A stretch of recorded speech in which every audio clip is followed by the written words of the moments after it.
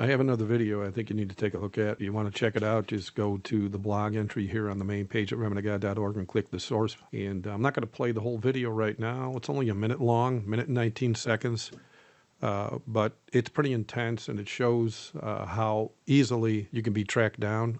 And I don't know why they changed the video. It was like 4 minutes the other day where they actually showed a reporter being arrested. Well, I mean, it was just all staged, of course, just to see how well it would work. But if you're not an obedient Christian, this video is most assuredly going to frighten you in a big way. And the reason being is, if we are the last generation that are going to see the mark of the beast in force, this video shows, even this one here, the doctored one, the new one that they put up that's only a minute long, that it shows how easily some Christians that refuse the mark of the beast are going to be tracked down.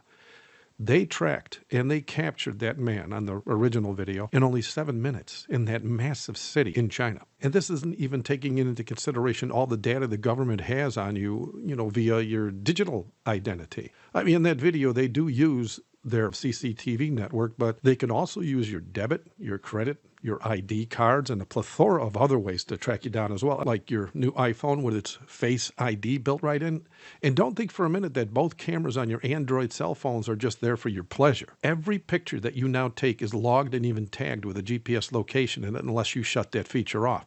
We even have technology right now that alerts scanning computers in shopping centers the moment you walk in via the chip transmitting from your wallet or purse. In some stores, you only need to walk in, grab an item off the shelf, and walk right out without ever using a cash register. They just automatically remove the cash from your account, kind of like that free pass on the tollway where you just drive right through. I mean, for literally years already, the cops also have license plate readers and infrared technology that looks right through the walls of your home, and they can tell you which room you're in. And don't think for a minute those red light cameras on every street corner now are just for tickets. It was recently found that every microphone on every cell phone can be turned on from any location by the U.S. government. And yeah, that's why most cell phones today have batteries that you can't remove. Even the facial recognition cameras in the banks or the malls, the schools, the public buildings, and even those police cameras on the cops' vest that you thought were there only to protect you from angry cops, all these cameras are going to be used to be able to track you down when you refuse the mark.